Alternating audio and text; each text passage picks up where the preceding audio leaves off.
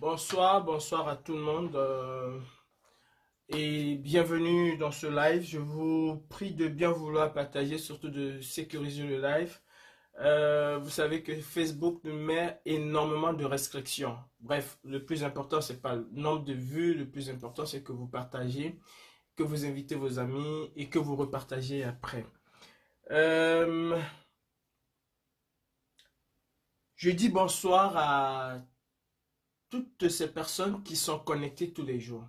Je dis bonsoir à toutes ces personnes de l'ombre qui apportent énormément dans ce combat. Ces personnes qui sont présentes quand on a besoin d'eux. Ces personnes qui, euh, malgré qu'ils soient dans l'ombre, font un travail mais énorme. Parce que quand on a 10 000 personnes à Paris, on ne connaît pas d'où ils sortent ces 10 000 personnes-là. C'est des personnes qui sont dans l'ombre à qui nous devons respect et beaucoup de considération. Parce que quand on dit venez à la marche, venez ici, venez là, c'est pas des amis, c'est pas nos amis, c'est des personnes que nous ne connaissons ni d'Adam ni d'Ève. Et c'est des personnes qui, malgré tout, sont là. Et nous devons du respect à ces personnes-là. C'est très important, il faut le souligner. Je dis bonsoir aux femmes qui sont avec moi. Ces femmes qui, hier encore, m'ont fait pleurer parce que je savais que j'avais perdu une famille, la nucléaire, mais que j'avais une famille, mais je ne savais pas à quel point euh, c'est vrai, véritablement une famille. Ce qui est extraordinaire dans ce que nous faisons, dans ce combat, dans cette lutte pour la libération du Cameroun, c'est que avec certaines personnes, nous avons tissé des liens et ces liens-là sont euh, plus qu'une famille. J'ai coulé des larmes parce que j'ai été surpris de cet amour-là que ces femmes ont pour moi. Pas seulement, je parle de ces femmes parce que voilà, mais je parle de toutes ces personnes qui ont cet amour-là. Ça m'a beaucoup ému et je profite de l'occasion qui m'est donnée aujourd'hui pour vous dire merci. Merci d'être là, merci de me soutenir, de me prendre par les bras. Nandi Zulu et ta petite bande, Sandy Boston, Karen Richaud, vous êtes, bref, vous êtes mes mamans. Vous êtes mes mamans et gracias, muchas gracias. Je vais pas commencer cette vidéo sans rendre un vibrant hommage à l'apéro de Banga. L'apéro de Banga, c'est un monument. Et je pense que à la fin de ce combat, nous devons, nous devons rendre un vibrant hommage à l'apéro de Banga. Et aussi, je ne commencerai pas cette vidéo sans dire merci à une personne qui, malgré les hauts, malgré les bas, malgré ce que je suis, a toujours été là et m'a toujours apporté son soutien indéfectible. Une personne qui compte énormément pour moi. Je veux te dire merci. Merci d'être là, Bibi. Merci pour cette colonne vertébrale que tu es pour moi. Merci beaucoup. Et sur ce, je vous dis encore une fois de plus bonsoir et bienvenue dans ce live. Permettez-moi, parce que j'ai entendu beaucoup de choses, j'ai vu beaucoup de choses. Vous savez, on a souvent tendance à insulter ou bien à dénigrer les faux profils ou à dénigrer des personnes que nous ne connaissons pas. Je vais un peu rétablir une vérité aujourd'hui parce que nous tous, nous avons adoré ce qui s'est passé à Genève. Nous tous, hein, nous avons adoré ce qui s'est passé à Genève. À Genève, il y a quelqu'un qui était à Genève qui a fait un travail mais extraordinaire. Mais c'est quelqu'un qu'on ne voit jamais dans les réseaux sociaux. Mais jamais, en aucun moment, on ne voit ce monsieur dans les réseaux sociaux. Mais c'est quelqu'un qui, à Genève, à lui seul, a fait quelque chose de magnifique. Et on n'en parle pas souvent parce que nous volons la vedette aux autres et on pense que c'est nous les meilleurs combattants. Les meilleurs combattants, même parfois, sont des gens qui sont dans l'ombre que nous ne connaissons même pas. Cette personne vit en Allemagne. Il s'appelle Herman. Je pense que vous avez entendu plusieurs fois Kempta parler, le caporal Grillé parler de Watt. Il était à Paris. Le 22 septembre, il s'est fait arrêter. Herman, ce petit bonhomme, pas très grand. Quand tu vois Herman, tu crois qu'il a 15 ans ou 16 ans ou 17 ans. Mais c'est un combattant hors pair. C'est l'incarnation même de ces profils que nous ne connaissons pas. Nous étions trois à percer la première barrière policière. La première barrière de la police, nous étions trois. Et Herman n'a pas hésité un seul instant de rentrer dedans, de faire du rentre dedans à la police. C'est un combattant de l'Allemagne et on parle très peu. J'ai l'impression que parfois les gens prennent des photos et c'est leur trophée de guerre. Il y en a qui ont des trophées de guerre et qui n'en font même pas allusion et qui généralement ne vont pas à ce que nous faisons parce qu'ils veulent se faire voir. Non, ils y vont parce qu'ils ont cette envie profonde de libérer le Cameroun. Et à travers Herman, je tire un grand coup de chapeau à tous ces combattants de l'Allemagne qui voyagent, qui sont partout où on a besoin d'eux et qui généralement restent dans l'ombre. C'est vous, les vrais combattants. Tous ceux qui sont dans l'ombre là et qui, quand on a besoin d'eux, sont là. C'est vous, les vrais combattants. Et c'est à vous aujourd'hui, comme je l'ai toujours dit, de prendre vos responsabilités. C'est à vous de prendre vos responsabilités, de donner un chemin à ce combat. Herman a donné de sa personne. Herman a donné de son énergie. Herman a donné de son temps. Que ce soit à Genève, que ce soit à Paris, il a toujours été présent. Mais personne de vous ne peut me montrer la photo d'Herman. Personne ne connaît qui est Herman. Je dis personne. Vous avez entendu plusieurs fois le caporal Grillé féliciter quelqu'un qui ne connaissait même pas. Il appelle Watt. Ouais, parce qu'il est très brun. Mais Herman, à l'instar des autres combattants que nous ne connaissons même pas, mais qui se débattent, qui sont là, nous devons les tirer un coup de chapeau. Un véritable coup de chapeau, parce que ce sont eux, les fantassins, ce sont eux les véritables soldats. Si d'aucuns pensent qu'ils sont des généraux, alors qu'ils sachent qu'il n'y a pas de général sans soldat. Et ce sont les soldats qui font la force du général.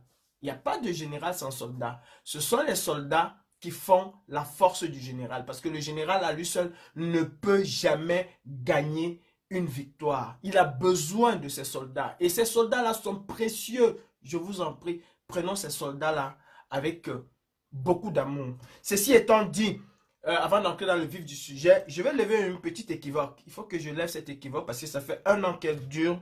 Et quand une équivoque ou bien quand quelqu'un ne veut pas rétablir la vérité, si je le fais, c'est parce qu'il y a énormément de personnes qui m'appellent, qui m'ont appelé pour me demander, mais Calibri, qu'est-ce qui se passe? Qu'est-ce qui se passe? Qu'est-ce qui se passe? Qu'est-ce qui se passe? Je ne veux pas m'attarder dessus. J'ai parlé aujourd'hui avec une de mes mamans et si elle m'avait dit de ne pas le faire, je n'allais pas le faire parce que je respecte énormément toutes ces personnes-là qui prennent le temps de m'appeler pour s'acquérir de ce qui se passe. C'est pour vous dire que ce combat, beaucoup de personnes portent ce combat dans leur cœur. Que ce soit en France, partout dans le monde, on porte ce combat. L'équivoque que je vais lever, c'est l'équivoque avec Stéphane Tchumbo. Ça fait 1 an que je n'ai jamais voulu parler de Stéphane Tchumbo parce que j'ai du respect pour tout le monde. Et je tiens vraiment, mais vraiment, à garder ce respect-là. Ce n'est pas parce qu'on ne mange plus dans le même plat que forcément nous sommes des ennemis. Je tiens à le dire ici et de manière officielle, il n'y a jamais eu un problème d'argent ou de quoi que ce soit entre Calibri et Stéphane Tchumbo. Jamais. Ça n'a pas existé et ça n'existe pas. Et j'aimerais par la suite hein, que s'il y a un problème, que Stéphane Tchoumbou vous le dise. Il n'y a jamais eu de problème. Mes problèmes avec certaines personnes proches sont, ont fait surface après le salon de l'agriculture. Ouais, après le salon de l'agriculture, j'ai eu beaucoup de problèmes.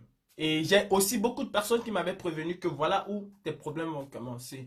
Mais ça, c'est des problèmes d'ordre personnel. Et puis, tu ne peux pas empêcher les gens de penser ce qu'ils veulent penser. Ce que je tiens à dire ici, l'unique problème que j'ai eu avec Stéphane Tchoumbou, j'en parle et puis je m'arrête là. Parce que hier, c'était Savannah comme brandissait. Aujourd'hui, c'est Stéphane Tchoumbou. Demain, il faut qu'ils aillent encore créer une autre personne. Parce que Stéphane Tchoumbou et Calibri, il n'y a jamais eu de problème. L'unique problème que j'ai eu avec Stéphane Tchoumbou, c'est ceci. Après le salon de l'agriculture, nous nous sommes rencontrés juste après le procès que j'ai eu. Nous nous sommes rencontrés chez Savannah. En fait, il était question qu'on se retrouve chez Savannah pour faire le débriefing, pour dire aux gens ce qui s'est passé au procès. Et ce jour-là, Stéphane Tchoumbou décide de taper sur Emmanuel Macron. Il décide de taper sur la France, taper sur Emmanuel Macron. Et moi, je dis à Stéphane Tchoumbou, non. Le moment est mal choisi de le faire. Je viens de rencontrer Emmanuel Macron. Je viens de parler avec Emmanuel Macron. Et Emmanuel Macron a donné certaines garanties. Ça ne fait même pas encore une semaine. Laissons déjà le temps à Emmanuel Macron de libérer ne serait-ce que ces prisonnières-là. Je parlais de Rosanne Dimeni et toutes ces personnes-là. Laissons-lui le temps. On vient de demander quelque chose à quelqu'un. Imagine-toi que tu demandes à quelqu'un de te construire une maison. Tu as ton oncle qui est en Europe, qui a beaucoup d'argent. Tu vas le supplier de te construire une maison. Ton oncle te dit, ok, donne-moi un petit temps, je vais te construire la maison. Et 2 jours après, tu te mets en mondovision, tu commences à l'insulter. C'est pas poli. Attendons. Pour le moment, vraiment Stéphane, je n'aimerais pas que tu parles d'Emmanuel Macron. En tout cas, surtout pas devant moi. Si tu veux taper sur Emmanuel Macron, tu le feras peut-être après. Mais vraiment ici, devant moi, moi qui viens de lui demander quelque chose. Lui qui vient de mettre à nu ce gouvernement dictatorial de Paul Biya. Tu commences encore à l'insulter. Il va vraiment, on n'aura aucun sérieux. Je dis, c'est tout le petit problème. C'est tout ça. Pour le moment, je te prie de ne pas taper sur Emmanuel Macron. En tout cas, pas devant moi. Je n'accepterai pas ça. Parce que nous venons de demander quelque chose. Attendons au moins avoir les fruits ou pas avant de le faire. Je dis encore que c'est tout ce petit problème. Et à l'issue de ce petit problème-là, il m'a été rapporté plusieurs choses. Beaucoup de trucs. Genre, on m'accusait d'aller déjeuner à l'Élysée, d'entrer à l'Élysée tous les jours, de parler avec Macron, d'être ceci, d'être cela, d'être cela. Ça m'a été rapporté par. Et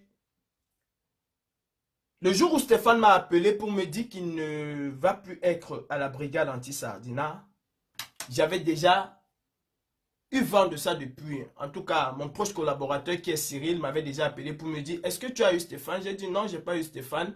Il me dit, Stéphane m'a dit qu'il ne veut plus être à la brigade anti-Sardina parce que tu rencontres Macron, parce que tu vas à l'Élysée, parce que tu l'empêches de parler de la France, parce que, en tout cas aussi parce que il a pris un autre chemin. J'ai dit, ok, il n'y a pas de souci. Si Stéphane a pris un autre chemin, c'est bon, mais ça me fait mal que ce soit une autre personne qui m'appelle pour me le dire. Stéphane et moi, nous avons une relation de frère à frère. J'ai eu une relation de frère. Je dis, quand je parle de frère, c'est mon propre frère. J'ai pris Stéphane comme mon propre frère. Et il sait de quoi je parle. Je ne veux pas venir ici parler de ça. Il sait de quoi je parle. Et je ne parle même pas de la brigade anti-Sardina. Je parle de la brigade anti-Sardina. Alors quand Stéphane m'a appelé pour me dire, parce que Cyril a dit à Stéphane, écoute, appelle Calibri. Tu dis à Calibri ce que tu veux, tu viens de me dire. C'est ton ami, c'est ton frère. Quand Stéphane m'a appelé, moi, la seule chose que j'avais dit à Stéphane ce jour, c'est que tu m'as poignardé dans le dos. Pas parce que tu t'en vas, tu es libre de partir. Tu me dis que tu t'es engagé ailleurs et que tu n'aimerais plus être dans le mouvement parce que ce que tu fais aujourd'hui t'empêche d'être dans le mouvement. C'est une très bonne chose, mais tu m'as poignardé dans le dos parce que j'aurais quand même été la première personne à être au courant. Mais toi, tu viens me dire quelque chose que je suis déjà au courant depuis. Stéphane vous dira exactement, c'est les mêmes mots que je lui ai dit. Et tout en lui souhaitant bonne chance, en lui rappelant qu'il reste et demeure mon frère. Bon, je n'ai aucun problème d'argent ou de partage ou de quoi que ce soit qui se passe entre Calibri et Stéphane. Ça n'existe pas. Ça n'a jamais existé et ça n'existera jamais. Donc, qu'on n'attende pas, ou bien que certaines personnes n'attendent pas que Stéphane détienne des secrets de la brigade anti-Sardina. Il n'y a pas de secret à la brigade anti-Sardina. Aucun secret.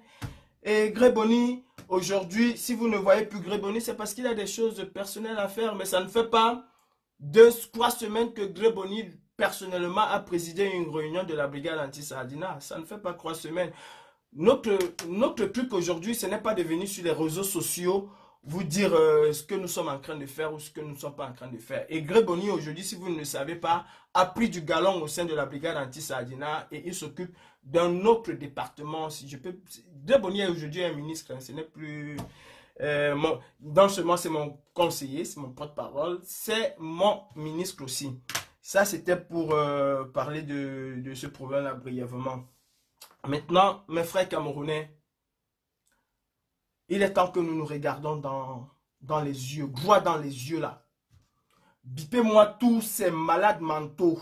Bipez-moi tous ces gens-là qui pensent que le Cameroun ne va pas changer. Bipez-moi ces gens-là. Appelez-moi ces gens-là qui viennent et qu'on discute, qu'on parle comme des hommes. Aujourd'hui là, il faut qu'on parle comme des hommes. Laissons le bavardage. Laissons le diapap. Parlons comme des hommes. Mes frères, ça fait 3 ans. 3 ans que nous sommes dans ce combat. Pas dans ce combat. Je tiens à vous dire que je ne suis pas un combattant, je suis un activiste. Raison pour laquelle tous les noms de général, maréchal, là, j'ai toujours refusé ça parce que je considère mon rôle comme étant un rôle d'activiste pur et simple. Un rôle d'activiste. Je suis activiste et rien d'autre. Je ne suis pas combattant. Combattant là, c'est quand nous allons rentrer au Cameroun là, on va être des combattants parce que nous allons combattre sur le terrain. Mais là, nous sommes des activistes. Rien de plus. Ce n'est pas les galons là. Ça n'existe pas dans l'activisme, il n'y a pas de galons. Nous sommes tous égaux. Et je l'ai toujours dit, il n'y a pas un combattant qui vaut mieux qu'un autre. Nous sommes pareils. Parce que pour moi, nous sommes des activistes. Pour certains d'entre nous, nous sommes des activistes. Mes frères camerounais, le moment est venu de se dire la vérité. Le moment est venu de changer profondément le Cameroun. Je dis profondément le Cameroun. Et je tiens encore à vous le dire. Celui qui n'est pas content, quand il saute en l'air ou il me prouve le contraire. On ne va jamais changer le Cameroun avec le Funkan. Si quelqu'un n'a pas compris ce qu'on appelle le Funkan. On ne va jamais changer le Cameroun avec l'arbre de la paix.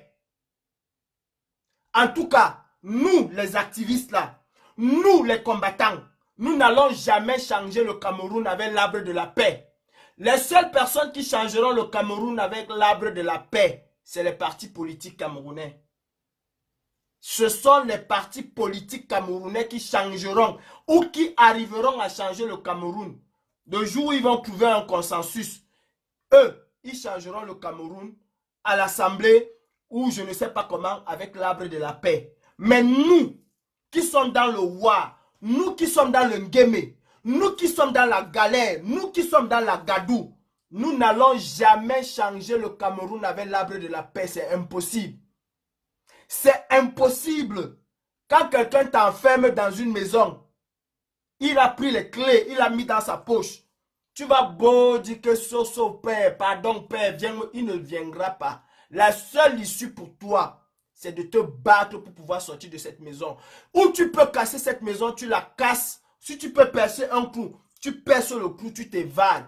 Vous n'avez jamais vu un prisonnier s'évader sans effort. Ça n'existe pas. Un prisonnier ne s'évade jamais sans effort. Mes frères, je vous parle tous les jours de la nuit des longs couteaux. On sort aujourd'hui ou on ne sort pas aujourd'hui, le Cameroun va sombrer dans la désolation. Et pendant que nous sommes là, pendant que nous avons les forces, nous pouvons stopper cela.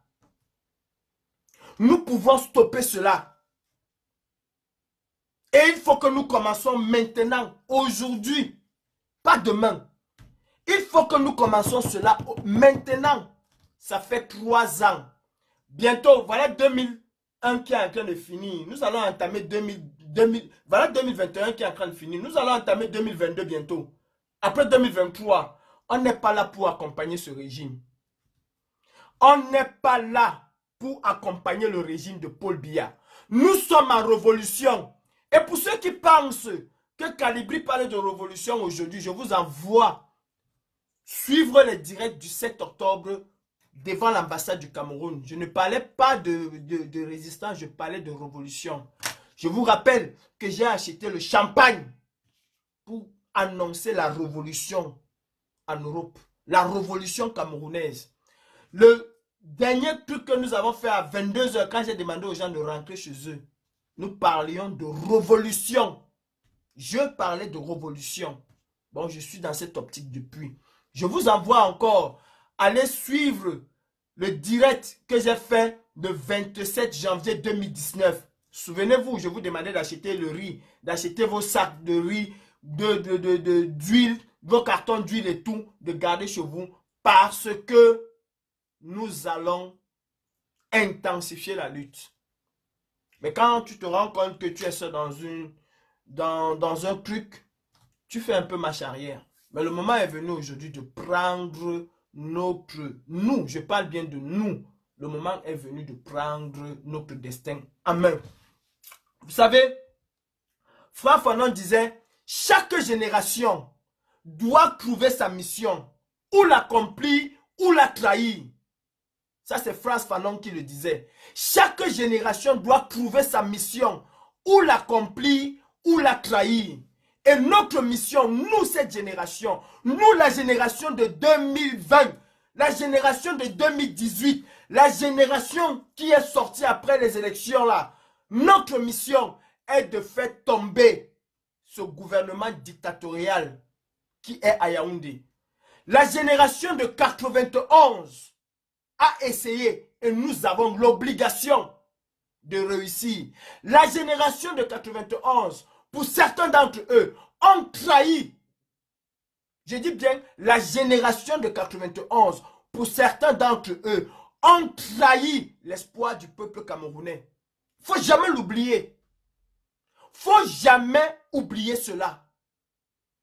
Et nous, aujourd'hui, nous sommes non seulement une génération choisie par Dieu, choisie par les Camerounais, nous avons la chance d'avoir certains de ces aînés de 91 qui sont avec nous. Pour certains, nous avons la chance d'avoir une génération qui a participé aux heures troubles du Cameroun dans les années 60. Nous avons la chance, je dis encore, nous avons la chance d'avoir une génération qui a connu et qui a aidé Paul Biya. Nous avons la chance d'avoir cette génération qui a essayé en 2008. Nous sommes même de cette génération qui avons essayé quelque chose en 2008. Nous avons toutes ces personnes réunies autour de nous qui nous accompagnent, qui nous guident. Et nous devons en profiter. Parce que si nous ne gagnons pas cette guerre aujourd'hui, ce n'est pas demain que nous allons la gagner. Ce n'est pas nos enfants, nos petits-enfants qui vont gagner cette guerre. Nous avons l'obligation de réussir. Frère Fanon disait, chaque génération doit trouver sa mission. Et notre mission aujourd'hui, c'est de libérer notre pays. Et personne ne nous mettra en prison parce que nous nous battons pour libérer notre pays. Je dis bien, personne ne nous mettra en prison. Personne. J'ai parlé de révolution. Il y a eu des oiseaux de mauvais augure qui ont explosé sur la toile et j'étais un peu partout à travers l'univers pour raconter n'importe quoi. Je vais vous dire, mes frères, j'ai parlé de révolution et pas de rébellion. Il faut qu'on soit un peu bête pour penser que nous pouvons mener une rébellion. On peut se greffer à quelque chose qui existe déjà. Mais nous ne pouvons pas, à l'état actuel des choses, mener une rébellion au Cameroun. Tout simplement parce que nous n'avons pas de base arrière. Nous n'avons pas de base arrière. Nous savons que c'est la France qui est au Gabon. C'est la France qui est en Guinée équatoriale. C'est la France qui est au Tchad. C'est la France, entre guillemets, qui est en République centrafricaine. Même si elle n'y est plus avec la Russie qui est là. Vous allez avoir une base arrière où, pour dire, vos armes vont passer par où? Vos armes vont passer par où? Il faut forcément une logistique pour pouvoir avoir mené une guerre normalement. Et en plus, au sud-ouest, ils sont très bien placés. Parce que même si le Nigeria empêche les armes d'entrer, le Nigeria ne peut pas complètement fermer ses frontières. Les armes arrivent toujours à entrer. Je peux vous dire une chose. Si nos frères du Nozo avaient eu base arrière pour la livraison des armes, le Nigeria, c'est que l'armée camerounaise n'est plus au Nozo.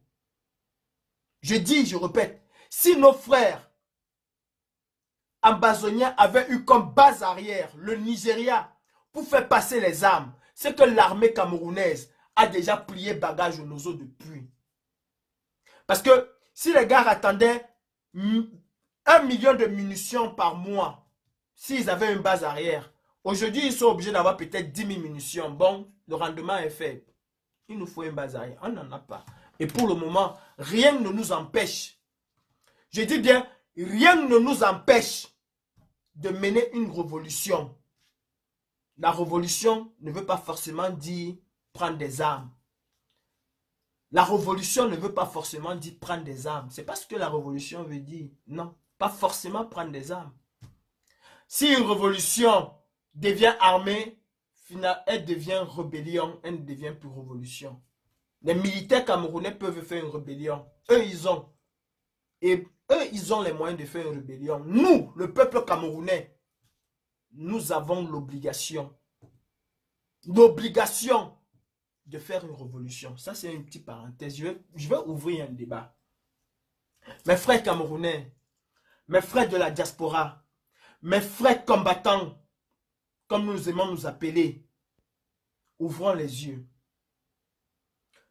Albert Einstein disait, le succès arrive toujours lorsqu'une opportunité rencontre la préparation. Albert Einstein. Le succès arrive toujours lorsqu'une opportunité rencontre la préparation. Préparons le peuple camerounais à sortir. Et quelle que soit l'opportunité qui va se présenter, cette opportunité-là va se transformer en succès. Préparons le peuple camerounais. Arrêtons dans la haine, dans l'insulte, dans ceci, dans cela.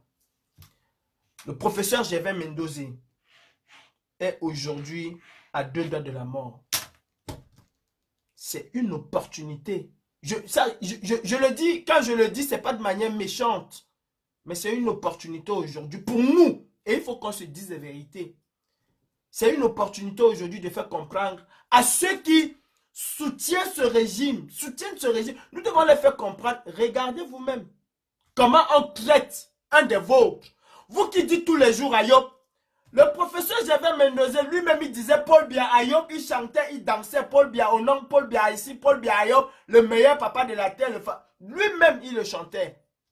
Mais mes frères, un activiste ou un combattant de la liberté, un combattant de la justice doit dénoncer l'injustice d'où qu'il vient, même si c'est son tortionnaire qui subit l'injustice, c'est-à-dire la même chose que lui, même si c'est son tortionnaire, bon, quelqu'un te torture et tu vois comment on torture cette personne, une fois qu'on t'a libéré, tu dois combattre cette injustice contre cette personne.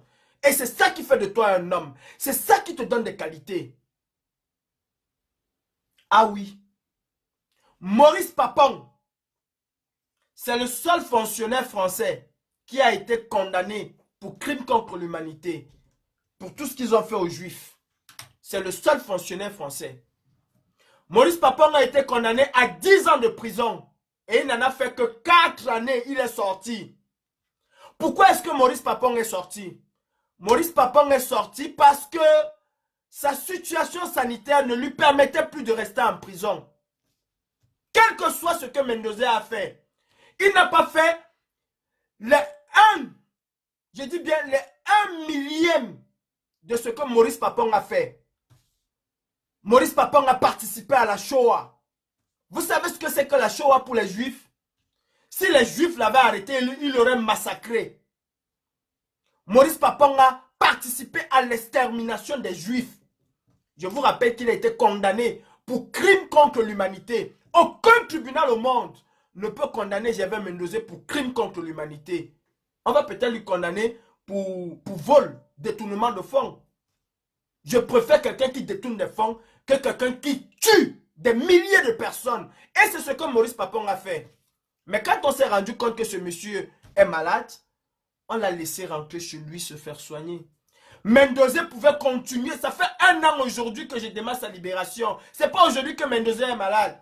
Et ça, nous devons nous servir de chaque opportunité qui se présente devant nous pour mener à bien notre combat et conscientiser les choses. Nous devons, je dis bien, nous devons nous saisir de chaque opportunité qui se présente devant nous pour mener à bien. Et surtout, montrer aux Camerounais, montrer à tous les Camerounais que le train de la renaissance du Cameroun va être un train où chaque Camerounais doit être admis dans ce train. On ne va pas construire le Cameroun avec des Chinois. On ne construira pas le Cameroun avec des Gabonais. On construira le Cameroun avec tous les enfants du Cameroun. Je dis tous les enfants du Cameroun. Parce qu'il n'y a qu'une petite partie des Camerounais qui arrivent à vivre sur le dos de la majorité des Camerounais. Apprenons à être des pédagogues. Oui. Si quelqu'un nous insulte, prêchons de l'amour. Mon frère Minasto, qui me cherchait ou bien avec qui on a failli se battre plusieurs fois dans Paris. Si tu poses la question à Minasto, qu'est-ce que tu reproches à Calibri? Il ne pourra pas te dire. Il va te dire que, oh, il a suivi le chef de l'État. Oh, je protège les institutions. Vous protégez quelle institution? L'institution qui est incapable de vous protéger. Je vous rappelle que Mendoza, quel que soit ce que Mendoza a fait, il est juste privé de liberté. Mendoza est juste privé de liberté. Il jouit encore de tous ses droits en tant que citoyen. Et ce combat devait être aussi le nôtre. La libération de Mendoza devait être aussi notre combat. Ça devait être une opportunité pour nous. Non, au lieu de se mobiliser comme nous nous sommes mobilisés pour Omer, comme nous nous sommes mobilisés pour notre frère Jules Omer. Non, on ne veut pas. Parce qu'on dit, ah, c'est entre eux, il va lire. Non, arrêtons. Arrêtons. Ça fait 3 ans que nous sommes restés entre nous, comme on dit. Ça fait 3 ans que nous sommes restés entre nous. De combien de kilomètres avons-nous progressé? Je tiens à dire que la diaspora a fait quelque chose de phénoménal. La diaspora camerounaise est pour moi la meilleure diaspora qui se bat pour son peuple. Ça, je tiens à le dire. C'est la meilleure diaspora qui se bat pour son peuple. Cette diaspora a fait quelque chose de phénoménal. Il nous faut conquérir le cœur des Camerounais. Mes frères, prenons un peu notre petit cerveau là. On n'a pas besoin de diplôme. Je vous dis, hein, si quelqu'un vient faire un live pour vous dire que Paul Biya est mauvais, pour vous dire comment le gouvernement, vous expliquer la satrapie, celui-là, dites-lui d'aller se faire ça. Il n'y a aucun Camerounais, je dis bien, il n'y a aucun Camerounais qui n'est pas conscient, qui ne connaît pas que ce gouvernement est un gouvernement tyrannique, qui ne connaît pas que Paul Biya tue les Camerounais. Il n'y a aucun Camerounais, y compris de son propre village. Tous les Camerounais savent la situation dans laquelle ils sont. Il n'y a pas un Camerounais qui ne connaît pas la situation dans laquelle se trouve le Cameroun. Il n'en existe pas. Bon, vous n'allez pas rappeler aux gens ce qu'ils savent déjà. Mais nous devons comprendre quelque chose, mes frères. Nous devons comprendre que depuis 1986, Biya n'était pas prêt pour le poste présidentiel. Mais je vous dis, allez suivre mon truc à RFI où j'ai dit le pouvoir fait changer l'homme. Le pouvoir a toujours fait changer l'homme. C'est naturel. C'est naturel. Bien, au départ, on ne voulait pas lui. Oh. On lui a dit que tu vas rester là. Il est resté. Mais mon frère, quand tu sors de chez toi en tant que président, il y a 300 motards qui t'entourent. Il y a tout un cérémonial qui se prépare autour de toi. Mais tu te prends pour Dieu. Mais tu dis, qui a fait les bons comme ça? En 86, je pense, quand on a voulu lui voler son pouvoir, en fait, quand on a voulu reprendre ce pouvoir-là, le gars a dit que jamais de la vie, je ne vais plus me laisser avoir. Biya a exterminé tous les élites nordistes. Ça n'existait plus.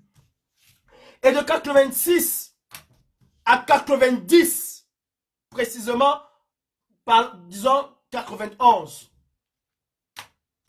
Biya a vu d'autres Camerounais se lever, d'autres régions au Cameroun se lever, qui était la région de l'Ouest. Quand je parle de l'Ouest, je parle de tout l'Ouest. Tout l'Ouest là, avec le Nord-Ouest et le Sud-Ouest.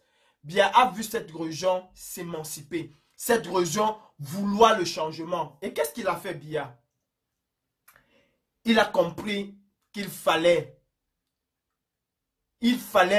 décrédibiliser ces gens. Il s'est rappelé ce que les Bamileke ont fait aux Français. Il s'est rappelé de comment les anglophones étaient. Il a compris que ces deux-là, pour lui, c'est un cocktail Molotov, c'est un cocktail explosif. Il a fait rentrer le tribalisme.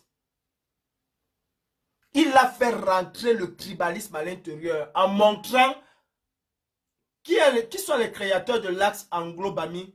C'était pourquoi on a créé cet axe-là, Anglo-Bami. Mais c'était pour diviser les Camerounais. Ceux-là sont des mauvaises personnes. Les Bamenda sont des fous. Les Bamileke sont des voleurs. C'était à juste titre et c'était à dessein.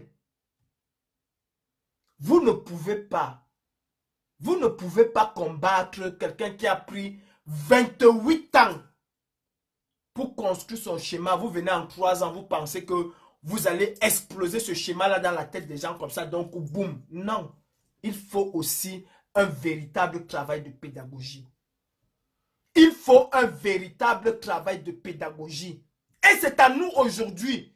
C'est-à-dire, quand vous fonctionnez dans un truc et que ça ne marche pas, essayez de vous ajuster.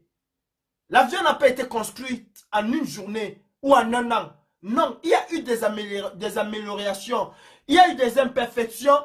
Et au fur et à mesure, il y a eu des améliorations. C'est à nous de pouvoir nous adapter. Et c'est ça, la réussite de notre combat. Ce n'est pas en criant le président Kamto matin, midi, soir. Le président Kamto, je le dis, c'est un acquis.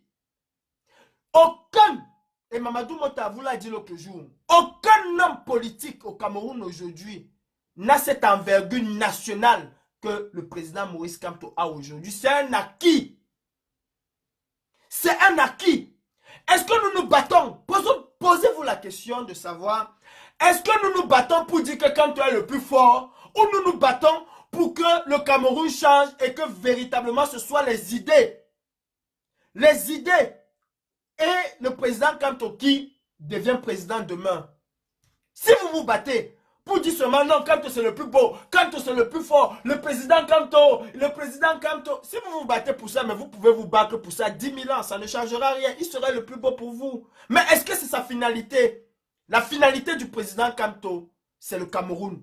La finalité du président Kamto, ce n'est pas forcément qu'il soit président parce qu'il vous a dit que ce n'est pas écrit sur son front, mais c'est que ses idées, c'est que son combat perdu et que son combat change le Cameroun. Voilà. Excusez-moi. Voilà le combat de Kamto. Mes frères, je dis, comme l'a dit Albert Einstein, le succès arrive toujours lorsqu'une opportunité rencontre une préparation. Si, quand le président Kamto est rentré au Cameroun, excusez-moi, si quand le président Kamto était rentré au Cameroun, quand il est rentré dernièrement après sa grande tournée européenne, si nous avions préparé les Camerounais à aller au choc, cette opportunité-là, on ne parlera plus de Biya aujourd'hui. Quelqu'un vient me démontrer le contraire. Si quand le président Kanto était rentré au Cameroun et qu'on avait préparé les Camerounais, ou qu'on avait préparé même un groupe de 50 personnes, a dit qu'aujourd'hui là, on met Douala blackout. On arrête tout à Douala, qu'on avait préparé seulement 50 personnes. Je dis 50 personnes à mettre Douala blackout. Je ne dis pas qu'on casse, mais qu'on dit qu'à partir d'aujourd'hui là, nous allons marcher jusqu'à Yaoundé pour libérer le Cameroun. Si on avait préparé les gens là, l'opportunité qui nous avait été donnée ce jour, nous l'aurions transformé en succès. Mais on n'a pas préparé les gens en cela. C'est vrai, parfois on dit que si le président Kamto était parti, oui, s'il était parti, mais est-ce qu'on avait préparé la conscience des gens à aller vers là? Nous n'avons pas fait. Et on ne veut toujours pas préparer les gens à aller vers là. Non. Le professeur Gervais Mendozé subit aujourd'hui une injustice et qui doit être combattu.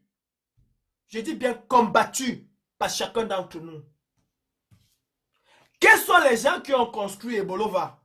Je connais Ebolova, hein, mon père il a des terrains à Ebolova. Quels sont les gens qui ont construit Ebolova? Ce sont les Bamileke qu'on insulte aujourd'hui. Quels sont les gens qui ont construit Balmayo? Chez moi en Balmayo là. Ce sont les Bamileke. Il y a les Bamileke qui ont construit. C'est les Bamileke qui ont construit le sud. Pourquoi avant, nos frères et quand, comme ils aiment s'appeler là, en tout cas c'est un nouveau mot. Pourquoi est-ce qu'avant ils ne regardaient pas les Bamileke comme une mauvaise personne? Pourquoi avant, mon frère et quand prenait le Bamileke comme son propre frère? Pourquoi avant, il le faisait? Parce qu'il est né avec les Bamileke. Il a grandi avec les Bamileke. Pour lui, le Bamileke était même plus que son propre frère Ekan. Mais Paul Biya est venu s'aimer la zizanie, s'aimer le tribalisme. Chaque fois qu'il a vu que son pouvoir a été menacé par une ethnie, il a jeté cette ethnie-là à la vindicte populaire. Et c'est ce qui se passe avec les Bamileke. C'est ce qui se passe avec les Bamileke. Mais nous souffrons encore d'avoir, je dis, des véritables têtes percées qui vont continuer à te dire que on a dit que les Bamileke, si ce n'est pas les Bamileke. Et vous pensez qu'avec ce discours-là, nous allons arriver à quelque chose? Nous n'allons arriver à rien du tout.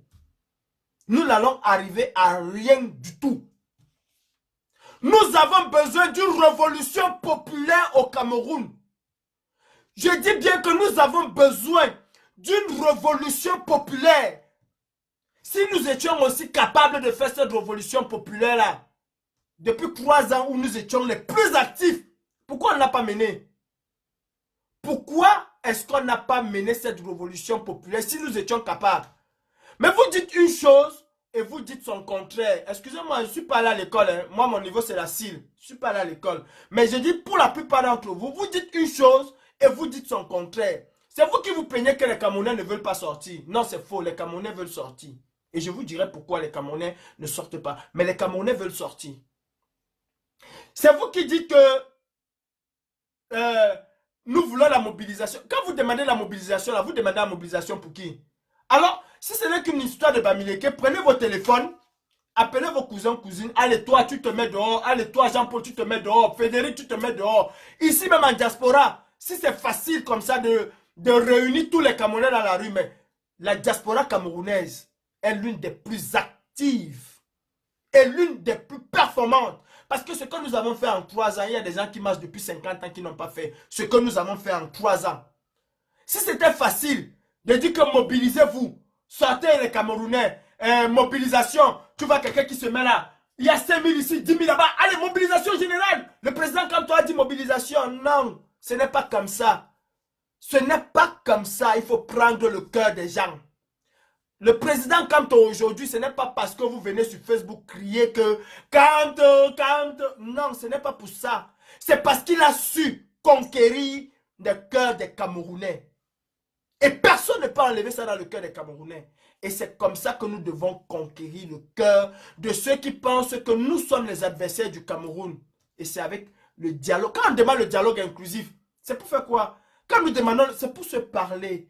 C'est pour déconstruire certaines choses. Et nous devons déconstruire ce langage de haine.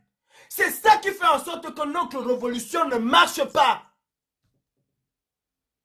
C'est parce que nous empêchons, nous mutuellement Camerounais, de réfléchir Camerounais. Mais nous voulons seulement réfléchir en termes de nos ethnies. La petite fille qui est en prison là, à l'hôpital parce qu'elle a donné naissance, c'est un Bamileke. Je vous mets au défi de me montrer un enfant Bamileke qui va être retenu en prison. Parce que cet enfant Bamileke là n'a pas payé la césarienne. Je vous mets au défi de me montrer un enfant Bamileke, une fille de 16 ans ou 17 ans Bamileke qui va être retenue en prison au Cameroun. Parce qu'elle n'a pas payé une césarienne. Même au village, on va cotiser pour faire sortir cet enfant. Elle ne fera pas la prison. Même au village, les gens vont se cotiser pour faire sortir cet enfant. Mais c'est encore nous, nos frères du Sud, qui souffrent le plus. Et nous devons démontrer à nos frères du Sud que ce sont eux qui souffrent le plus au Cameroun. Mendoza doit être ton problème quand ça doit être mon problème. Avec Mendoza, nous devons montrer au Sud que personne n'est à l'abri de cette démon de Yaoundé. Je dis avec Mendoza, nous devons montrer à nos frères, regardez la situation de Mendoza. Quelqu'un en France qui a tué des milliers de juifs, qui a participé à la mort des milliers de juifs, a été condamné et au bout de 4 ans, il a été libéré parce qu'il est malade. Mendoza, nous laissons Mendoza mourir en prison. Nous tous, nous devons nous servir de Mendoza. Chacun doit porter le combat de Mendoza. Chacun doit porter le combat de Mendoza. Tout le monde aujourd'hui félicite Élise Bissot. Élise combattante. Ouais, maman. Si ce n'était pas le problème de Mendoza, est-ce que Élise Bissot allait sortir un jour? Est-ce qu'elle allait sortir un jour? Si ce n'était pas le problème de Mendoza. Mais c'est parce que le problème de Mendoza s'est posé. Et qu'à un moment, elle s'est assise. J'avais déjà envoyé un message à cette grande soeur une fois. Le problème de Mendoza est arrivé, elle s'est assise, elle a dit, mais est-ce que les gars là n'ont pas raison? Est-ce que nos frères de la diaspora là n'ont pas raison? Ils ont raison. C'est pour ça qu'elle est sortie. Et elle n'est pas la seule à sortir. Elle n'est pas la seule à sortir. Quand vous voyez quelqu'un comme le monsieur qui pleurait hier, moi je m'en fous de ce monsieur. Je vous jure, je m'en fous de lui. Qu'il a insulté le président Kamto, ce n'est pas mon problème. Qu'il a brûlé le pain du MRC, ce n'est pas mon problème. Qu'il a fait quoi que ce soit, qu'il nous a même insulté, ce n'est pas mon problème. Ce qui m'intéresse, c'est ce qui sort de sa bouche aujourd'hui. Ce qui m'intéresse, c'est son discours. Que ce soit une distraction comme disent les autres. Est-ce que son discours qu'il a aujourd'hui là est différent de ce que toi, mon frère, au Canada, tu as marché pour ça? Quand tu lui disais que les gens qui sont avec toi là sont des criminels, il disait non, ce n'est pas des criminels, c'est de bonnes personnes. Aujourd'hui, il vient vous dire, pardon mes frères, priez pour moi. Pardon mes frères, je suis déjà mort. Tu lui dis que va là-bas, tu vas lire. Non, mon frère, tu ne peux pas jeter l'eau du bébé et le bébé en même temps. Non, tu dois sauver un des deux. Tu dois prendre un des deux. Servons-nous de ce discours-là pour montrer aux autres que voilà ce que nous vous disons tous les jours. Voilà ce que votre frère même a subi. Au lieu de l'insulter, au lieu de lui dire, ah, ça c'est vos affaires, vous allez lire, c'est entre vous, vous allez vous manger. Ça, c'est le train de la renaissance du Cameroun. Ce combat, c'est le train de la renaissance du Cameroun. Et personne n'a le droit d'interdire à qui que ce soit de monter dans ce train. Ce train-là, c'est le train de 27 millions de Camerounais. Est-ce que vous m'écoutez? Ce train-là, c'est le train de 27 millions de Camerounais. Chaque Camerounais est libre d'emprunter ce train au moment où il voudra. Je vous dis, chaque Camerounais est libre de monter dans ce train au moment où il voudra. Personne ne doit l'obliger à y monter et personne ne doit l'interdire de monter dans ce train. Parce que ce train a besoin de tout le monde pour changer ce pays. Ça fait 3 ans, je dis bien 3 ans que nous sommes là. Si nous bombons le torse que nous sommes. Ok, pourquoi nous n'avons pas appelé nos familles le 22 septembre au Cameroun pour mettre tout le monde dehors? Pourquoi nous n'avons pas appelé nos familles? Parce que nous sommes aussi une minorité qui avons besoin d'une autre minorité, qui ont ainsi de suite, minorité plus minorité. va faire cette mobilisation. Et cette mobilisation doit se faire dans l'amour. Cette mobilisation doit se faire dans la joie, dans le partage des valeurs. Et c'est à nous aujourd'hui d'éduquer nos frères. C'est à nous.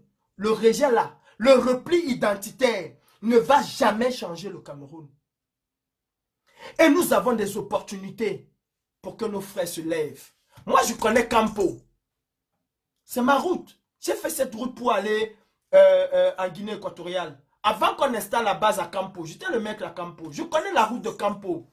S'il y a quelqu'un qui connaît Campo, qui vient, on va parler. Je connais Campo, l'auberge de Morel ou bien Morel le Blanc qui était à Campo, juste après la gendarmerie. Je connais Campo. Et je connais les souffrances du Sud.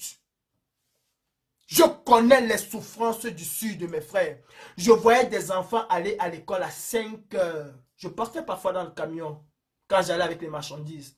À 5 heures, tu vois des petits enfants en route qui vont à l'école. Je n'ai pas vu un pont normal à Campo. Mais vous connaissez l'argent qui sort de Campo tous les jours? Vous connaissez les milliards que Campo produit à l'État du Cameroun tous les mois, tous les jours? Vous connaissez ces millions-là, mais il n'y a pas de pont à Campo. J'ai eu mal hier quand j'ai vu un dernier pont de Campo s'écrouler. Et c'était comme ça même presque tout le temps. Le pont tombe, on va couper quelques billes de bois, on vient, on met les planches et on refait le pont. On n'a jamais sorti 20, 30, 40, 200 millions pour arranger un pont à Campo. Mais Campo donne de l'argent à l'État du Cameroun tous les jours et les enfants de Campo vivent dans la misère. C'est ça le discours que nous devons montrer à ces gens-là. Vous dites que vous protégez les institutions. Quelle institution protégez-vous? Je suis sûr que le professeur Mendoza en a fait pour vous plus que l'État de ce Cameroun-là. Je suis sûr que le professeur Mendoza a donné du travail à vos enfants que l'État du Cameroun n'a pas donné. Je suis sûr. Vous laissez Mendoza mourir en prison. J'aimerais bien voir Atebankou, Mbarga, ou je ne sais pas, avec toute votre bande là. Montrez donc aux Camerounais que vous êtes des véritables écans. Montrez donc aujourd'hui aux Camerounais que vous vous battez pour les écans. Voilà un digne fils, un patriarche écan qui est en train de mourir en prison. J'aimerais vous voir, reprenez vos rôles dans les réseaux sociaux. Montrez aux Camerounais que vous êtes des véritables écans. Que Mendoza ait volé 10 000 milliards. Il reste et demeure un être humain. Et on doit se battre pour ses droits. Je vous en prie. Barga, Atebankou, Marie-Paul, comment il s'appelle? Kalis Beyala, comment il s'appelle? Tous ces écans qui étaient sur la toile. Berceau d'Afrique. Comment il s'appelle? Tous ces patriotes là. Venez nous montrer maintenant que vous êtes des véritables patriotes camerounais. Venez faire sortir Mendoza de la prison. Faites sortir ce digne fils écan de la prison. C'est le temps aujourd'hui de prendre vos téléphones et dire « Atara Paul Biya, tu dois libérer. Atara Paul Biya, il faut que tu libères Mendoza parce qu'il est malade. Parce que le code pénal camerounais prévoit cela. Prenez votre bâton de commandement. Aujourd'hui là, je vous lance le défi. Montrez aux Camerounais que vous vous battez pour les écans. Pas pour les institutions, mais que vous vous battez pour les écans. Je vous lance ce défi aujourd'hui. Montrez aux Camerounais qu'est-ce que vous valez véritablement. Montrez aux Camerounais. Voilà Mendoza qui est en train de mourir. Mendoza qui a bercé mon enfance. Je n'ai jamais vu cet homme de ma vie. Mais cet homme a bercé mon enfance. Et je suis sûr que cet homme a bercé ton enfance. Oui. Qui n'a pas eu le plaisir de regarder la CRTV à l'époque de Mendoza? Qui n'a pas eu le plaisir? On n'aime pas sa participation au gouvernement, mais on reconnaît quand même les valeurs de l'homme. Qui n'a pas eu le plaisir de regarder Mendoza à la CRTV? De regarder la CRTV. La CRTV avait les meilleurs programmes d'Afrique. En tout cas, c'est ce que nous voyons. La CRTV était attractive. Je ne parle pas de ces autres choses, je parle de la CRTV. The World This Week le dimanche, avec Anne Sang. The World This Week. Qui n'a pas eu le plaisir de regarder The World This Week? Qui n'a pas eu le plaisir de regarder Regard sur le monde avec l'actuel directeur qui bousille la CRTV? Qui n'a pas eu le plaisir de regarder Regard sur le monde le samedi? Qui n'a pas eu le plaisir de regarder des séries qui étaient à l'époque Dynastie à 22 h le samedi, ou de regarder Santa Barbara? Qui n'a pas eu le plaisir de regarder la culture camerounaise se développer avec la CRTV de Mendoza? Qui n'a pas eu ce plaisir-là? Qui, dites-moi qui, n'a pas eu le plaisir de voir l'émergence des acteurs camerounais? Qui n'a pas aimé Tube Vision? Qui n'a pas aimé Silence on tourne?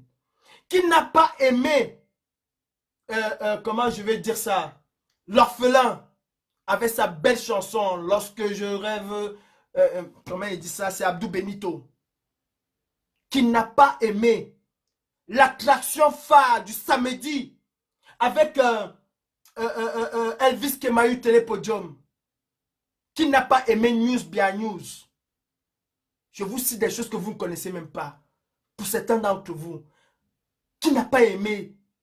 J'avais Mendoza, moi je l'ai dit l'autre jour, était celui-là qui amenait les Camerounais à être entre eux, un et indivisible. J'avais Mendoza même l'incarnation du vivre ensemble au Cameroun. Je dis j'avais Mendoza l'incarnation, parce que si la CRTV n'avait pas de bons programmes, personne n'allait aller chez personne. Le Bamileke allait regarder la télé chez le Bassa sans que ça ne soit un problème. Je me souviens à l'époque de la télévision noir sur blanc, nous les enfants, c'est Gervais Mendoza qui nous a appris à aimer les dessins animés, les Tarzan, Alice au pays des merveilles. Qu'est-ce que je vais citer quoi? Tortue Ninja, Colagol. C'est Gervais Mendoza qui a amené les Camerounais à un moment à vivre main dans la main. Ce monsieur, malgré ses écarts, et je ne connais pas, je vous mets au défi de me montrer un qui n'a pas volé. Aujourd'hui, on est en train d'adouber Ngongo, quelqu'un qui a volé 3000 milliards, on applaudit. Mais on dit que Mendoza, il va l'île en prison parce qu'il a volé peut-être 2 ou 3 milliards. Non mais arrêtez. Nous sommes dans un pays où l'unité de vol c'est le milliard. Mendoza n'est pas le seul. Mendoza n'est pas le seul. Mendoza n'est pas le seul. Je ne demande pas qu'on libère Mendoza parce qu'il est écan. Non. Je ne demande pas. Il aurait été Bamileke, j'aurais fait la même chose. Il aurait été Douala, j'aurais fait la même chose. Sa situation sanitaire ne permet pas que ce monsieur soit en prison. On peut faire des aménagements de peine pour lui. On peut libérer Mendoza et le mettre en résidence surveillée chez lui. S'il veut partir, qu'il parte au moins dans la dignité, entouré de ses enfants. Mais c'est quelle cruauté! Nous sommes dans quelle cruauté? Et nous, Camerounais, on accepte ça. Nous, les enfants comment je veux dire? Nous, les enfants de la liberté. Nous acceptons ça. Nous acceptons ça là. C'est le Cameroun de demain que nous voulons construire. Non. Je dis non à cela. Et nous devons savoir jouir de toute opportunité qui nous est donnée pour enfoncer ce régime de plus en plus. De toute opportunité. Mendoza a amené les Camerounais à vivre véritablement ensemble. Oui, je le dis. Et je mets quiconque ici de venir me montrer le contraire. Combien de familles avaient des télévisions à l'époque? Mais c'était une joie de voir les Camerounais venir chez toi regarder la télé. C'était une joie. Beaucoup de Camerounais sont sortis de l'ombre. Comment elle s'appelle? Joséphine Dagnou, elle est sortie d'où? Elle est sortie d'où? Elle est sortie d'où? Barga et ta bande de cancres, venez nous montrer aujourd'hui ce que vous valez. Venez nous montrer que vous vous battez pour le grand Ekan. Venez nous montrer cela. Venez nous montrer cela. Bon, ce n'était qu'un slogan. Peuple Ekan. On vous a monté contre les Bamileke. Oh, les Bamileke sont mauvais. Oh, les Bamileke sont ceci. Oh, les Bamileke... On vous a monté. Ce n'est qu'une palissade qu'on vous sert. Vous avez vu un enfant Bamileke mourir là, dans ces conditions-là. Vous levez-vous contre ce gouvernement. Vous avez vu un enfant Bamileke mourir comme Mendoza, votre père, votre patriarche Mendoza en train de mourir en prison. Vous avez vu un Bamileke? Jules Omer Tchenkam a été emprisonné pendant 10 ans sans procès. Le jour où nous avons appris qu'il était en prison sans procès, nous nous sommes levés. À moins d'une semaine, Jules Omer Tchenkam a été libéré. Jules Omer Tchenkam a été libéré à moins d'une semaine. Nous nous sommes levés. J'ai fait des flyers ici à Paris que j'ai partagé partout. Nous nous sommes levés à moins d'une semaine. Jules Omer Tchenkam a été libéré. Vous avez vu un enfant Bamileke qui meurt comme ça? Vous avez vu? Ayez honte à un moment de suivre un gouvernement qui vous conduit tout droit vers le mur. Ayez honte. Parce qu'on vous a inoculé la reine du Bamileke dans le corps. Ce n'est pas le Bamileke qui gouverne au Cameroun. Ce n'est pas le Bamileke qui a les rênes du pouvoir au Cameroun. C'est vos propres frères Ekan qui laissent mourir un Ekan comme un chien. Mendoza est en train de partir devant vous comme un chien. Qu'est-ce que vous attendez? C'est le jour de sa mort que vous allez venir pleurer Mendoza? Montrez au moins à ce monsieur que vous l'avez aimé. Et si ce monsieur a volé une partie de ce qu'il a volé, vous avez consommé ça. Une partie de ce que Mendoza a volé, vous avez consommé cela. Il a donné du riz, il a donné de ceci, il a donné de cela au village. Mon frère, toi qui es au village, toi qui es le frère de Mendoza, son voisin, son cousin, lève-toi et tu dis à ce gouvernement que is enough, c'est trop. Vous ne pouvez pas en tant que peuple, et quand vous dites le grand peuple du Sud, laissez ce monsieur mourir comme un chien. Laissez ce haut commis de l'État mourir comme un chien. En plus, il n'est pas plus voleur que... Où sont passés les riz Orca? Où sont passés les riz? Les sacs, des milliers de sacs de riz Orca? Où sont passés les 100 milliards qui ont été octroyés au Cameroun pour la crise du Covid? C'est un enfant Bamileke qui est venu dans vos villages. Vous distribuez le gel. C'est un enfant Bamileke qui a monté une opération en diaspora pour venir en aide à tous les Camerounais. Et cet enfant Bamileke là n'a jamais choisi son village en premier. Il n'a jamais choisi son ethnie en premier. Il a choisi les Camerounais. Sans leur demander d'où ils viennent. Quelle est leur origine? Quelle est leur ethnie? Vous laissez Mendoza mourir. Soi-disant, nous protégeons des institutions. Vous protégez des institutions. Vous avez une jeune fille qui est en prison aujourd'hui. Parce qu'elle a donné naissance. Parce qu'elle n'a pas 350 000 francs pour payer une césarienne. Elle est en prison. Elle. Mais vous avez l'enfant de Bia, Brenda Bia, qui vient dépenser par nuit presque 18 000 € dans un hôtel parisien. Et vous acclamez, vous dites que c'est bien. Tu es né dans une bonne famille. Ayez honte, mes frères Ekan. Ayez honte, mes frères Ekan. Nous devons mener la révolution camerounaise tous ensemble. Nous devons mener la révolution camerounaise tous ensemble. Au Cameroun aujourd'hui, toucher 36 000, c'est une insulte au peuple camerounais. Alors que nous avons des ministres pour un panari, ils viennent se faire opérer en Europe. Mes frères, arrêtez de vous faire appeler des sardinats, appelez-vous des Camerounais. Nous devons mener la révolution camerounaise tous ensemble et on a besoin de toi Prends conscience aujourd'hui que ton devoir, ton rôle aujourd'hui, ton rôle en tant que jeune, c'est de te retrouver dans la rue.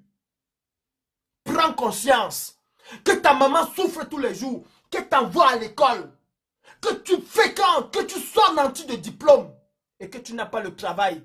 Ou alors, pour qu'on te donne le travail, il faut que tu baisses ton pantalon. Ou il faut que toi, la fille, tu te prostitues pour avoir une place. Et tu crois que tu es digne d'être une femme qui a vendu son corps parce qu'elle veut avoir un salaire? Non, tu n'es pas digne. C'est un droit. Tu le mérites. Ce n'est pas une faveur.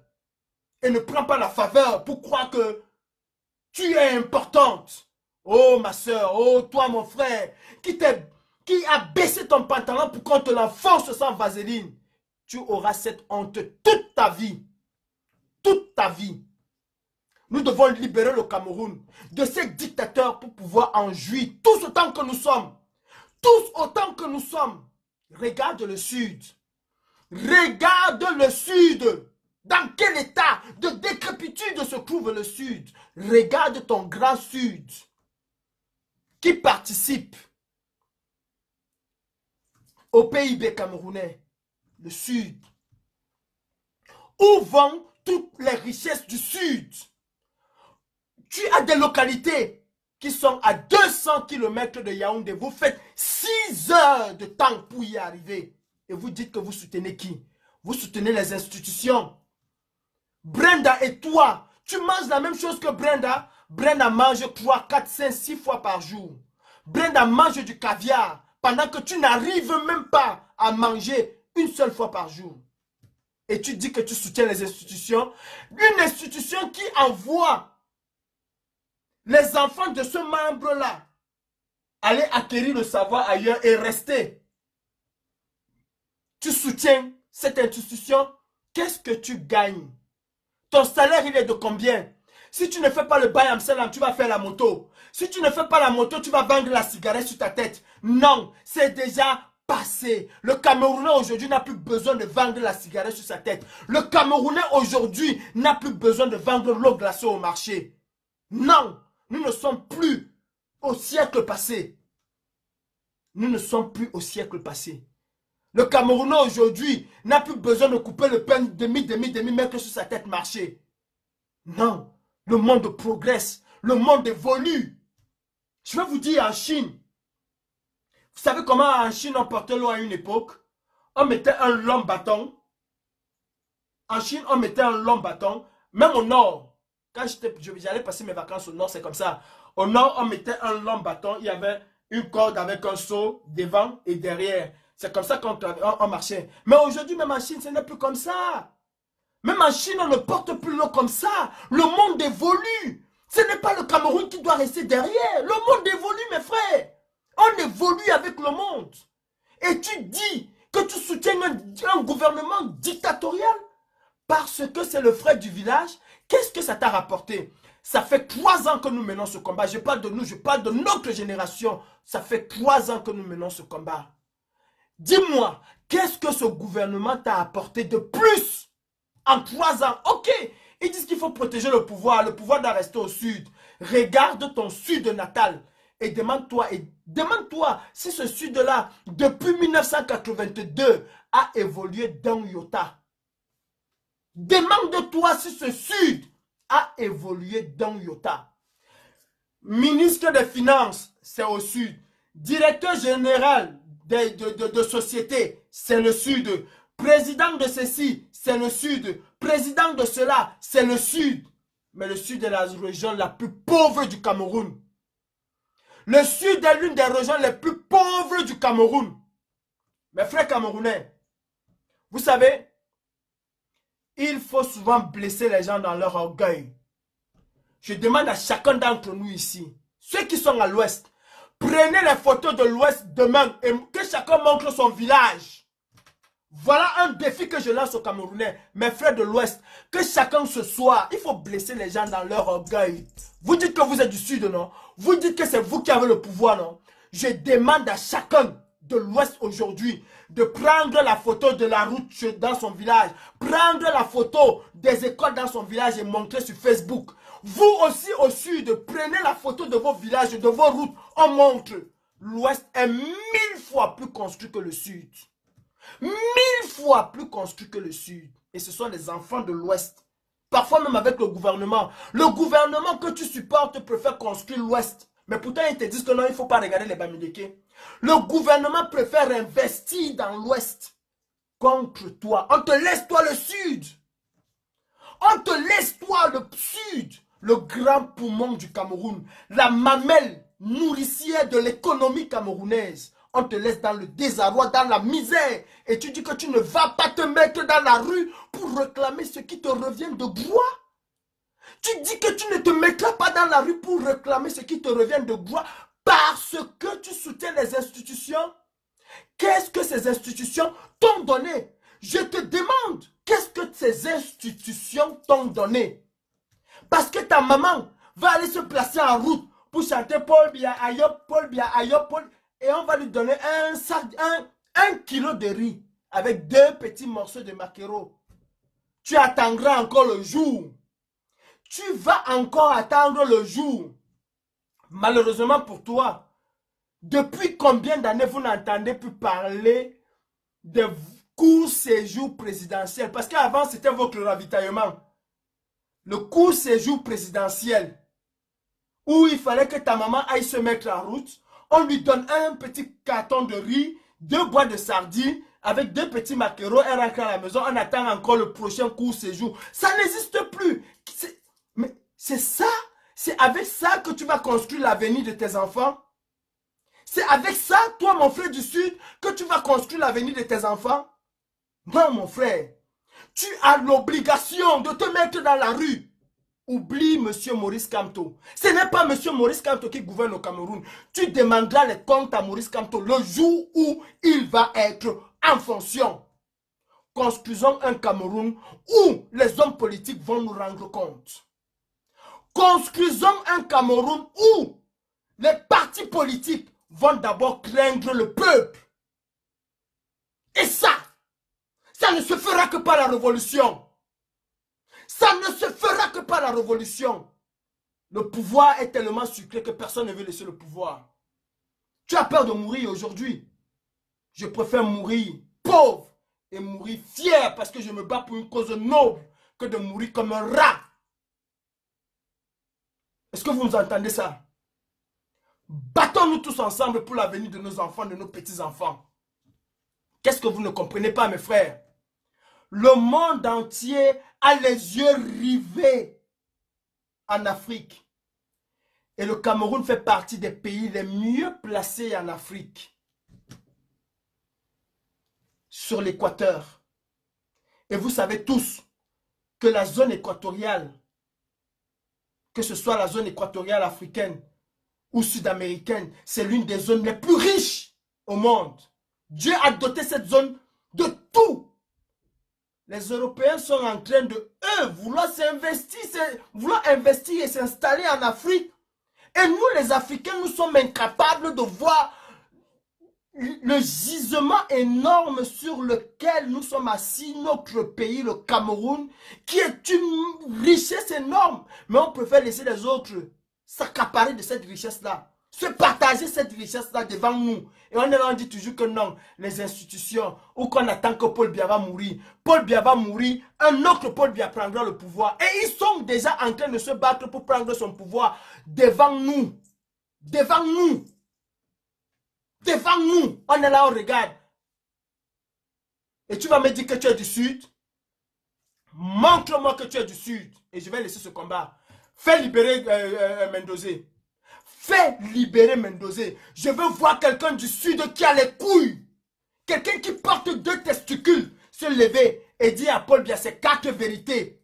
Paul Biya libère, comment il s'appelle? Libère Javel Mendozé. Comme vous avez eu ces couilles-là de vous mettre, comment je vais dire, devant vos écrans et insulter Kamto. Vous avez eu les mêmes couilles.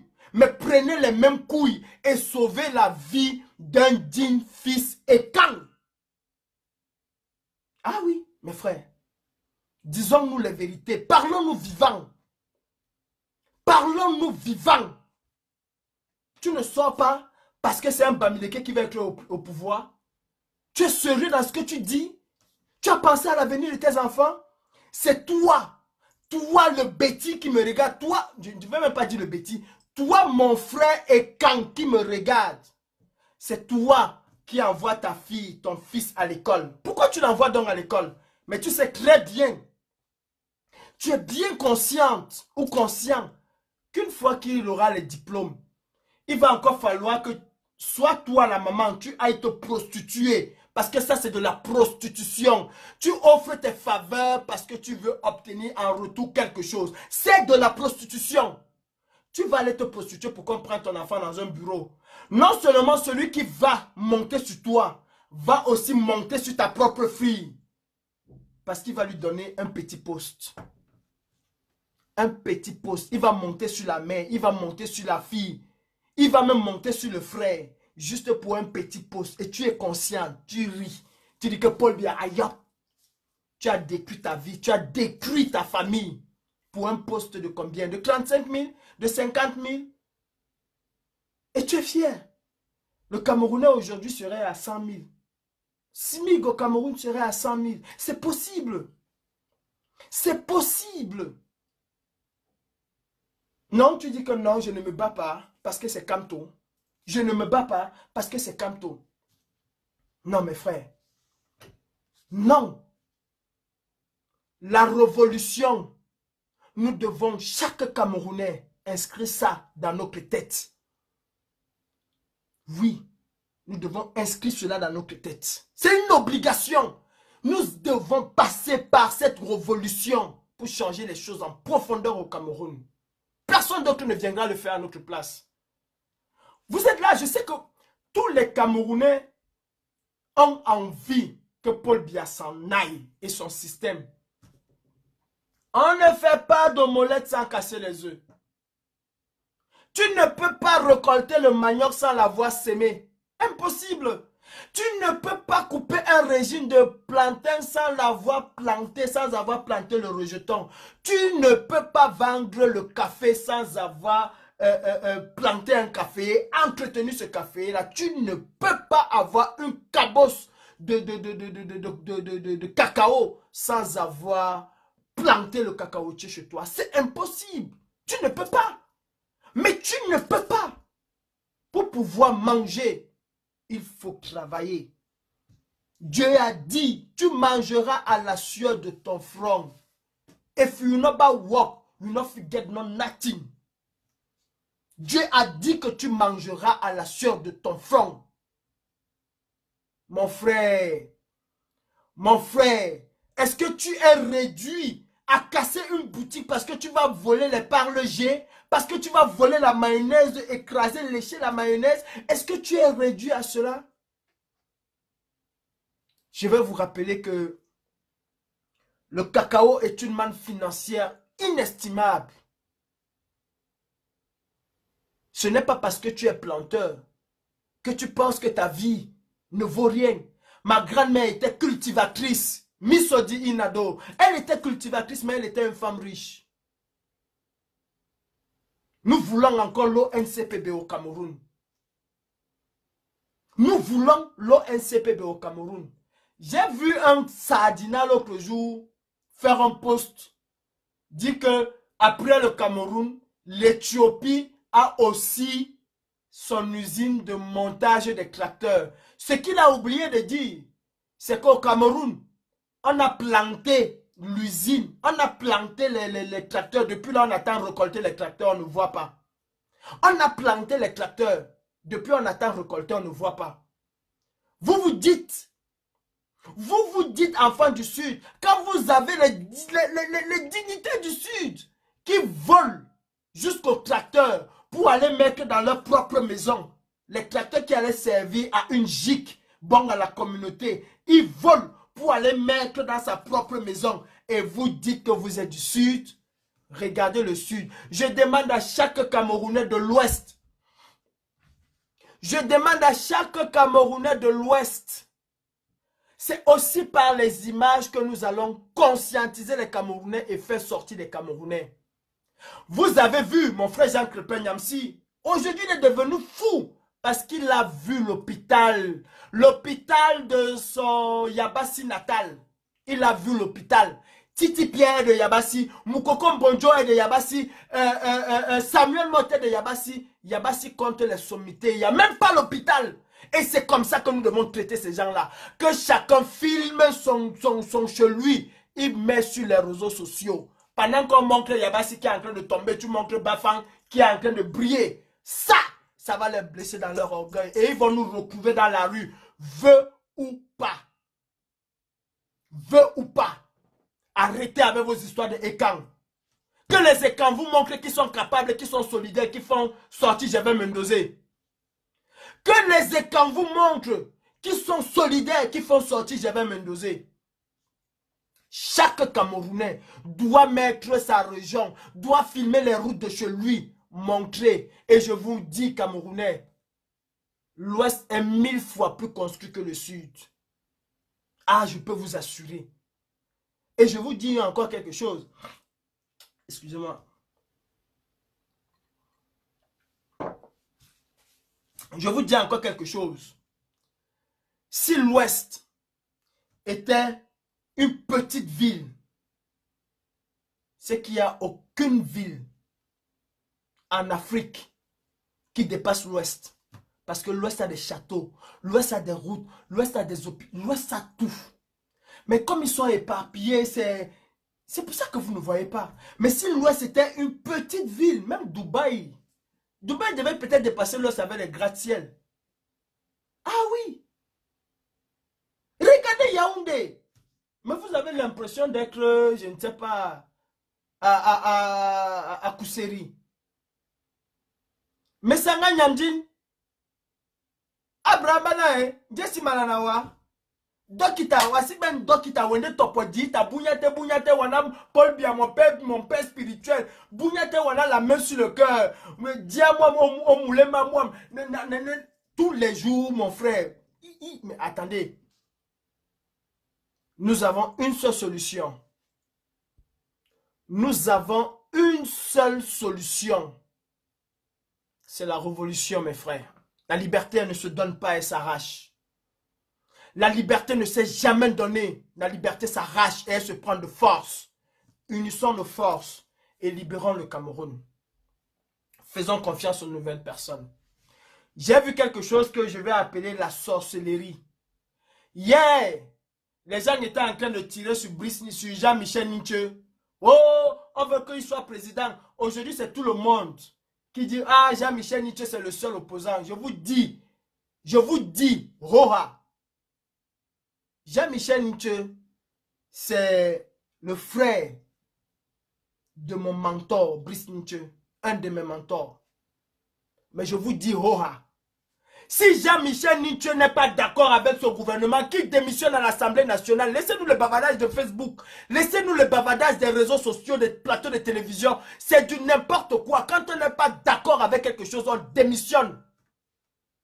C'est aussi simple que ça. Je vous ai dit, il a peut-être une bonne intention. En tout cas, personne ne peut nier la lutte de Jean-Michel Ninche. Mais à un moment, on ne peut plus continuer à soutenir un parti qui plonge le Cameroun toujours vers le bas. Et le SDF plonge le Cameroun vers le bas, y compris ni John Frundi. Jean-Michel Ninche, en tant que combattant des droits au Cameroun, de la liberté au Cameroun, personne ne peut le lui enlever. Mais il est dans un mauvais parti. Jean-Michel Ninche, tu es un homme pour qui j'ai du respect. Tu m'as fait sortir au Cameroun. Mais je te dis aujourd'hui, en tant que petit frère, en tant que fils, le SDF ne te mérite plus. Monsieur Ninche, le SDF ne te mérite plus. Prends le train de la Renaissance. Je pense que avec toi, au sein du MRC, les choses vont bouger au Cameroun plus rapidement qu'il n'en faut. Le SDF ne te mérite plus. Depuis qu'il y a la crise au Nozo, quel est le député SDF qui a fait quoi que ce soit? Vous attendez quand ils attendent la dernière séance parlementaire pour commencer à crier, oh, on veut que vous mettez ça à l'ordre du jour. Pourtant, chaque jour, il y a des séances. Si normalement le SDF était une véritable force d'opposition au Cameroun, elle ne serait même pas entrée à l'Assemblée nationale. Tant que le problème anglophone ne serait pas mis à l'ordre du jour, les députés SDF auraient boycotté toutes les séances. Je dis bien toutes les séances. Laissez-nous vos affaires de machin que vous parlez là. On a live dans on a tin. Dans on a I don't want coach, on a said. I don't come for coach. Laissez-nous toutes vos affaires que vous racontez. Si le SDF avait pour souci le problème du nord et du sud-ouest, même avec seulement 2 députés, ils allaient exiger que tant que vous ne mettez pas nos députés, ne participent pas à la mascarade, bon, aucun député SDF ne mettra ses pieds à l'Assemblée nationale. Aussi longtemps que vous n'allez pas mettre l'ordre du jour, sur l'ordre du jour, le problème anglophone. Qu'est-ce qu'ils font? Qu'est-ce qu'ils font? Rien du tout. Rien du tout. Alors mon père Jean-Michel Nche, ce n'est pas un parti qui intéresse encore les Camerounais. Et ça, vous le savez. Ça, vous le savez. Je vous dis, il n'y a plus aucun parti d'opposition au Cameroun. Ça n'existe plus. Que quelqu'un ne se réveille pas aujourd'hui comme si c'est aujourd'hui qu'il s'est rendu compte qu'il n'y a plus aucun. Il n'y a plus aucun parti d'opposition, pardon, au Cameroun aujourd'hui là. Ça n'existe plus. Ça n'existe plus. Le SDF, c'est la femme, la coépouse de Chantal Biya. J'ai dit bien le SDF, c'est la coépouse de Chantal Biya. C'est la prostituée du RDPC. PCRN, troisième coépouse du RDPC. Pas de Chantal. Chantal Biya n'a qu'une seule coépouse aujourd'hui. Troisième, PCRN. Issa Choroma Bakari, RDPC. Bello Bouba Montapioca. Vous comprenez d'abord le nom de quelqu'un. Bello Bouba My Own Gary. On a dit c'est dans le code son Gary, on a dit c'est Naoti. Bello Bouba Montapioca, c'est le RDPC. MDR, c'est le RDPC. ANDP, c'est le RDPC. Vous attendez quoi des partis politiques au Cameroun? Qu'est-ce que vous attendez de ces partis politiques? Aucun parti politique ne va changer les choses au Cameroun. C'est nous les Camerounais. Et mes frères, préparons-nous dans la révolution. Préparons-nous, prépare-toi mon frère. Et je vais vous dire pourquoi, moi Calibri, je peux me tromper, je n'ai pas la science infuse. Je peux me tromper. Mais je vais vous dire, pourquoi est-ce que les Camerounais ne se lèvent pas? Parce que les gens font beaucoup d'amalgames.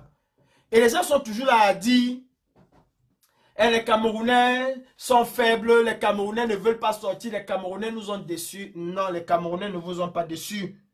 Enlevez ça de vos têtes. Même ceux qui chantent aujourd'hui Paul Biya Ayop, du plus profond d'eux, ils savent que vous avez raison. Ils savent qu'il est temps de se lever. Mais je vous dis encore que le succès arrive toujours lorsqu'une opportunité rencontre une préparation. Sans préparation, il n'y a pas de succès. Sans opportunité, il n'y a pas de succès. Soyons sûrs et certains que les Camerounais sont conscients de leur vie, de leur destin. Ils sont conscients, mais ils ont besoin d'une préparation. Le succès arrive toujours lorsqu'une préparation rencontre l'opportunité. Albert Einstein. Ce n'est pas Calibri qui le dit. Comment voulons-nous avoir le succès sans préparer les gens? Préparons les gens. Nous sommes obligés de préparer les gens et d'essayer d'utiliser toutes les opportunités qui vont se présenter devant nous pour en faire un succès. Ce n'est pas sorcier, ce n'est pas bac plus 50, ce n'est pas quelqu'un qui va venir vous donner les pains empoisonnés. Non, non, non. C'est quelqu'un qui viendra vous dire la vérité. Et si quelqu'un vient vous chanter que le RDP, c'est que Paul Biya est maudit. Paul Biya est maudit, nous le savons. Paul Biya est maudit. Mais il faut que les Camerounais prennent leurs responsabilités. Et pour cela, il faut que des personnes se lèvent au Cameroun. Ça, ce n'est pas le rôle du politique. Moi, je dis, et je répète, nous avons déjà la chance. Nous avons la chance d'avoir un homme politique qui a une vision globale, qui a une vision d'émergence, qui a une vision de développement du Cameroun. Cet homme politique-là, pour moi, je dis, c'est un acquis. Mettons cet acquis de côté Et il faut une nouvelle force. Je m'explique. En 1991, les villes mortes ne sont jamais l'émanation d'un parti politique. Les villes mortes en 1991, c'est la tête d'un homme, Mboua Masso, qui a dit, mais si on faisait les villes mortes, ça allait marcher. Et vous savez par qui les villes mortes ont été incarnées au Cameroun? Les villes mortes ont été incarnées au Cameroun par l'apéro de Banga. Ce monsieur avec une capacité de dire aux Camerounais, fermez vos boutiques, et les Camerounais fermaient. Les villes mortes ont été incarnées par l'apéro de Banga. J'étais petit, mes frères. Beaucoup d'entre vous n'ont pas vu la marche verte qu'il y a eu au Cameroun. La marche verte est quittée de l'école publique, de la salle de fête, et elle est passée jusqu'à la vallée Mangabel, pas la vallée Mangabel. Comment on appelle la vallée là? La vallée Bessengue. Mon frère, quand tu te mettais à la vallée Bessengue, je dis, quand tu te mettais à la vallée Bessengue, tu regardais vers l'école publique là, oui, c'est l'école publique, vers la salle de fête. C'était noir de monde. Tout ce que tu voyais, c'était les branches comment on appelle ça? En fait, c'était les branches vertes que tu voyais. Tu ne voyais même pas les gens. Parce que les gens venaient écouter l'apéro de Banga. Et c'est pour cette même raison. Et je vous ai déjà dit que le gouvernement du RDPC, c'est un gouvernement qui broie les gens. C'est pas pour rien que ce même gouvernement a utilisé, paix à son âme, l'apéro de Banga pour vouloir casser les villes mortes. Et là, moi, j'étais présent. Hein. J'étais présent. Ce qui avait sauvé l'apéro de Banga, c'était la Citabac de James Onobiono. Parce que quand l'apéro monte sur le gradin, commençait à dire aux gens que non, il faut arrêter les villes mortes, les gens là sont en train de faire ceci. Mais on a failli, l'apéro que les gens adoraient, que les gens aimaient, les gens ont failli bouffer l'apéro. L'apéro a fui pour se réfugier à l'intérieur de la Citabac. Et la Citabac en a pris un coup. Parce qu'à défaut de trouver l'apéro, les gens ont massacré la façade de la Citabac. J'ai dit qu'on a massacré la façade de la Citabac. Alors, les Camerounais sont prêts. Ils savent dans quelles conditions ils vivent. Mais on a besoin de quelqu'un au Cameroun qui va porter cette jeunesse. On a besoin de quelqu'un au Cameroun qui va porter cet espoir-là. Oui, on en a besoin. Oh, mille hommes politiques. Et ce n'est pas pour rien que ces gens ont tué, ont assassiné Charles Ateba Eyene. Ce n'est pas pour rien. Parce qu'ils ont compris que Charles Ateba Eyene avait la même vision que l'apéro. Ils ont compris que Charles Ateba Eyene avait l'aura que l'apéro avait. Ils ont compris que Charles Ateba Eyene était dans le cœur de tous les Camerounais. C'est la raison pour laquelle ils se dressent tous contre le président Kanto. Parce qu'ils ont compris que le président Kanto a cette aura-là. Mais ce n'est pas son rôle. Si on veut croire que c'est le rôle du président Kanto, de monter les gens, de les monter, de monter la pression. Non, le président Kanto vient quand c'est fini. Il doit avoir des gens qui vont monter la pression. Et ça, c'était du lapiro. Monter la pression. Vous savez, le peuple est comme le champagne. Le peuple est comme une bouteille de champagne hermétiquement fermée. Quand on monte, quand on secoue le champagne, il y a des bulles. Et ces bulles-là ont besoin d'être libérées. Ces bulles-là ont besoin d'être libérées. Ce qui fait que quand on décapsule, quand on enlève le bouchon, ça va dans tous les sens. Et ça, nous avons besoin de ça au Cameroun. Nous avons besoin de quelqu'un qui va secouer le peuple comme une bouteille de champagne. Et quand on va libérer les bulles, ce champagne-là va tout enlever de mauvais. Et il y a des Camerounais qui sont capables. Il y a beaucoup de prisonniers du MRC qui sont en prison, qui ont cette aura-là, mais peut-être qu'ils ne le savent pas. Le peuple camerounais est prêt. Parce que chacun d'entre nous, vous n'allez pas expliquer à un Camerounais comment il vit. Vous n'allez pas expliquer à un Camerounais comment il vit. Mes frères, je vous dis, je vous mets au défi de me montrer un peuple qui s'est levé seul. Je vous mets au défi. Celui qui me dit le peuple qui s'est levé seul, je mets 200 €. Montrez-moi un peuple qui s'est levé seul. Qui s'est levé un matin seul comme ça là. Montrez-moi un seul peuple au monde qui s'est levé un matin. Ils ont décidé que demain matin, on arrête tout le pays. Montrez-moi un seul. Je vais lire les commentaires. Mais montrez-moi un seul. Attendez. Ouf, je n'arrive même pas à voir tous les commentaires. Montrez-moi un seul peuple qui s'est levé un matin tout seul. Que nous, aujourd'hui, là, on veut notre pouvoir. Non. Il y a toujours eu une personne qui a entraîné le peuple. Il y a toujours eu une personne qui n'a même rien à voir avec le politique. Je vais prendre des exemples récents là. Au Soudan, c'est une jeune fille, c'est une jeune étudiante qui a porté le Soudan sur elle. Ce n'est pas le politique. Ailleurs, c'est les membres de la société civile. Mais les membres de la société civile au Cameroun sont des corrompus. Ils sont pires que les partis politiques. Et vous connaissez la façon de fonctionner de billets. C'est les liasses de billets qu'on envoie dans les valises. Vous connaissez cette façon de fonctionner. Tous ces membres de la société civile camerounaise ont des grosses voitures. Le peuple français ne s'est jamais levé seul. Enlevez ça dans ta tête. Le peuple français ne s'est jamais levé seul. Il y a eu des exciteurs. Ils ne se sont jamais levés seuls, le peuple français. Jamais. Il y a eu des gens qui ont préparé la révolution. En Tunisie, c'est Bouazizi. Mais attends, oui, fils du planteur, en Tunisie, c'est Bouazizi. Il a été le catalyseur. Il faut toujours un catalyseur. Arrêtons un peu de croire que le peuple va s'appeler, Jean va appeler Paul, ils vont se donner rendez-vous quelque part. Jamais. Il y a toujours eu un catalyseur. Les Juifs se sont rebellés contre le pharaon parce que Moïse, si ça a commencé dans la Bible, ce serait pareil jusqu'en bas.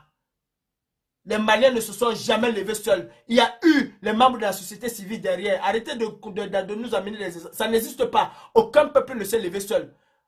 Un peuple qui se lève seul, ça veut dire qu'ils n'ont plus leur téléphone. Jean-Paul, demain matin, on se retrouve à tel endroit. Non.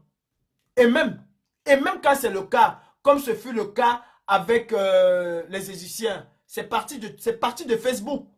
Il y a eu quelqu'un qui a excité le peuple à sortir. Il y a toujours quelqu'un qui doit exciter le peuple à sortir.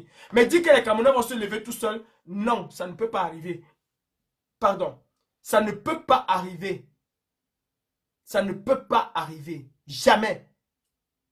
Je dis, les Égyptiens étaient en souffrance. Les Juifs étaient en souffrance en Égypte. Si on veut se baser sur l'histoire de la Bible avec Moïse, hein, les Juifs étaient là. Ils étaient forts. Très forts même. Mais ils n'ont jamais eu le courage. Pourtant, ils savaient bien qu'ils vivaient dans la souffrance. Ils savaient dans quoi ils vivaient. Ils n'ont pas eu le courage. C'est quand Moïse est arrivé. Et je vais vous dire que Moïse, ce n'est pas parce qu'il est arrivé que Pharaon lui a dit pas avec les Égyptiens, avec les Juifs. Non. Moïse même a battu. Il s'est battu avec la force divine. Tous les 7 péchés d'Égypte là. C'est ça qui a poussé Pharaon à dire que ok, prends-les, tu pars, tu m'as gagné. Prends-les, tu pars, tu m'as gagné. Mes frères camerounais, il faut une révolution au Cameroun. Et si il faut tout casser pour recommencer, on va tout casser et on va recommencer. Si la police s'interpose entre nous et ce que nous voulons, libérer le Cameroun, ce qui est sûr, c'est que nous allons aller à l'affrontement. Je n'appelle personne à aller taper sur la police. Hein. La police doit savoir quel est son rôle. Et le peuple doit savoir quel est son rôle. Si la police s'interpose, nous sommes obligés de nous défendre. Mais il n'y a jamais d'omelette sans casser des œufs. Si vous ne brûlez pas un ministère pour donner le coup d'envoi, il n'y a rien qui va se faire. De toutes les façons, il faut casser quelque chose avant de reconstruire cette chose-là. Et surtout en dictature. Sois combattant. Moi, je ne suis pas combattant, je suis activiste. Toi, au Cameroun, tu peux être combattant. Alors, sois combattant. Sois combattant, mon frère, au Cameroun. Et libère ton pays. Sois combattant et libère ton pays. Libère ton pays. Personne ne viendra libérer ton pays à ta place. Personne ne viendra libérer ton pays à ta place. Et toi, mon frère Ekang, montre-moi aujourd'hui là que tu as le power, que le Cameroun c'est pour vous. Arrêtez de dire, viens ici au pays, on va te faire, tu vas lire. Viens, on t'attend à Yaoundé. Vous avez un plat bien précis devant vous. Libérez Mendoza et fermez ma bouche. Libérez Mendoza et fermez ma bouche. Narcisse Barga, Atebankou, Marie Poum Poum, Guylaine Chapuis, tous ces gens-là, libérez. Arrêtez de dire qu'il est voleur. Arrêtez de dire qu'il est voleur. Il n'est pas plus voleur que le ministre de la Santé qui a détourné les sacs de riz et 100 milliards. Il n'est pas plus voleur qu'Ongongo. Il n'est pas plus voleur que celui qui a acheté le sac de ciment à 4 000 et qui revend à l'État à 16 000. Il n'est pas plus voleur que eux. Peut-être lui, il a volé 2 milliards ou 3 milliards ou 4 milliards. Les autres ont volé des centaines de milliards. Je préfère suivre celui qui a volé 100 milliards que de suivre celui qui a volé 2 milliards.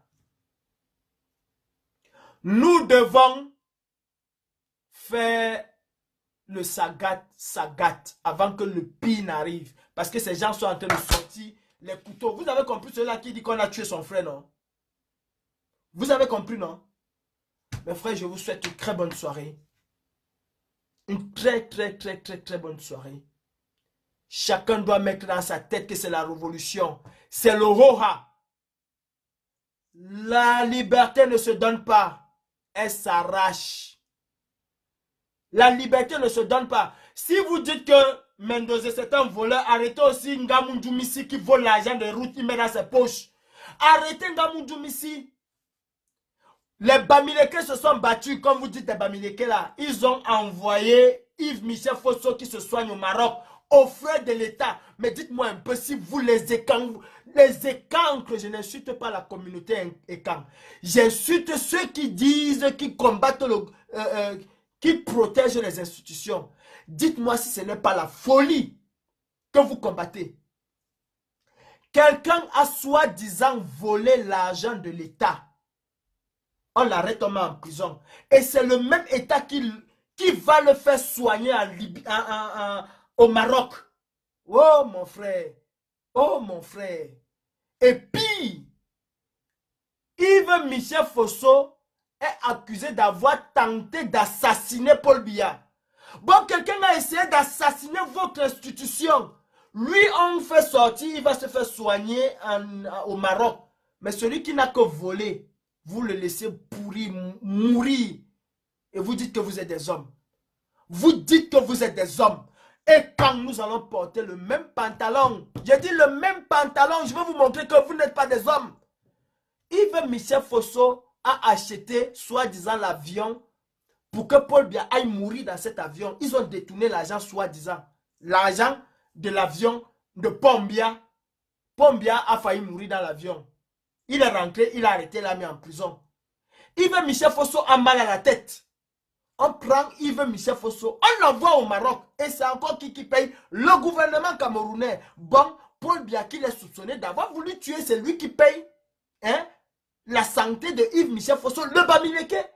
Vous avez le camp. Et quand qui est en prison, qui n'a que volé l'argent. Mais on l'arrête, on met en prison. Et on ne veut pas le libérer. On préfère le laisser mourir. Et vous dites que non, il a volé. Non, on ne se bat pas pour les voleurs. Vous ne vous battez pas pour quel voleur. Celui-là qui est au Maroc, là, ce n'est pas un voleur aussi. Où est Inoni et frère? Il est où? Il est soigné avec l'argent de qui? L'argent du contribuable camerounais. Vous êtes malade dans vos têtes. Vous êtes malade dans vos têtes. Ta mère paye les impôts pour qu'on aille soigner un voleur. Mendoza n'a pas demandé qu'on le soigne. Il demande juste qu'on le... Bon, nous voulons qu'on le libère, qu'il aille même mourir tranquillement chez lui.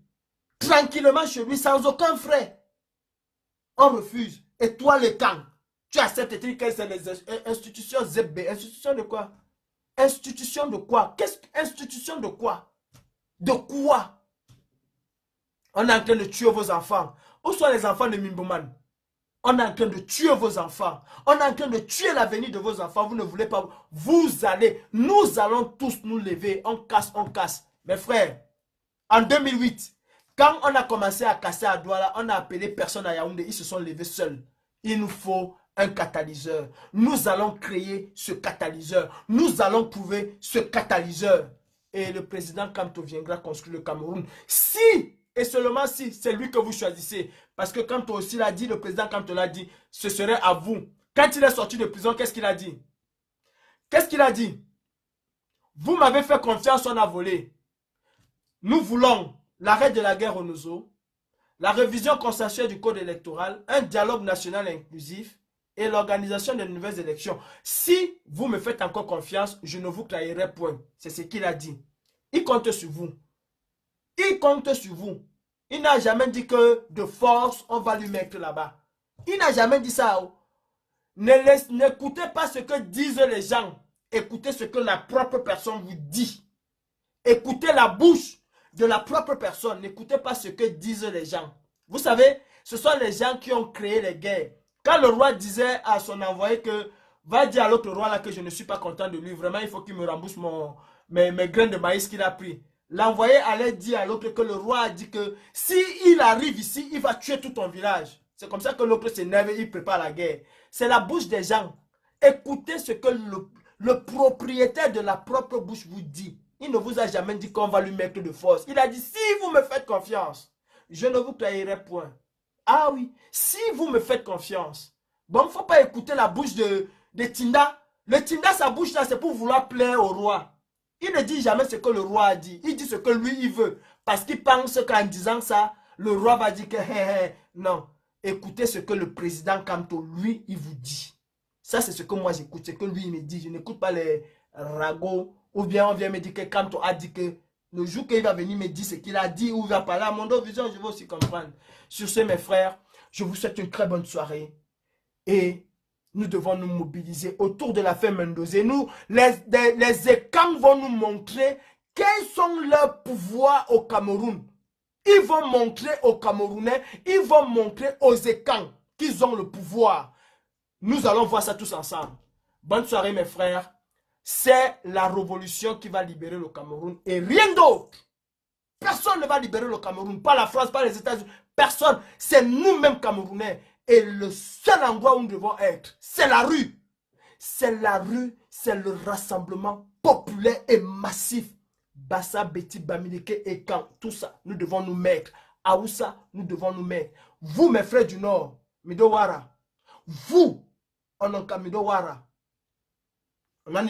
Midowara, je viens sous vous, mes frères du Nord. Lundi ou mardi prochain, en tout cas la semaine prochaine, vous, bande de Kwam, on va se voir, on va se parler entre nous là. Vous allez me dire ce que les cavaliers yéyé d'Ibril ont fait pour vous. Bonne soirée, mes frères. La lutte continue et la brigade anti-Sardina est debout. What? Rien ne va nous ébranler. Toc toc pipo dengo dad. Salut, bonne soirée. Merci à tout le monde. Merci de m'avoir écouté. Bonne nuit à tous les faux profils. Sans oublier la présidente Malolo Congolia. Good night.